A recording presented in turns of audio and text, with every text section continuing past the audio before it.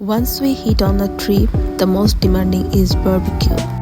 এত সুন্দর একটা প্লেসে গিয়ে যদি না কোনো খাওয়া দাওয়ার ব্যবস্থা থাকে তাহলে তো মনে হয় ওই ট্রিপটাই মাটি, তাই না?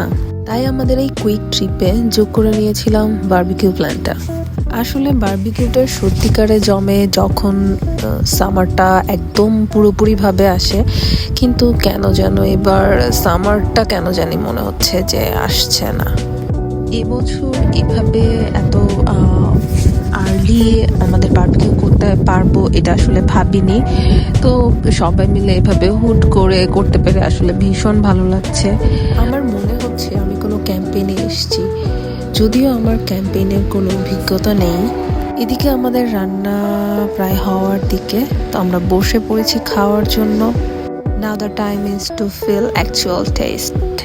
সবার খাওয়ার এক্সপ্রেশন দেখেই কিন্তু বোঝা যাচ্ছে বারবিকিউ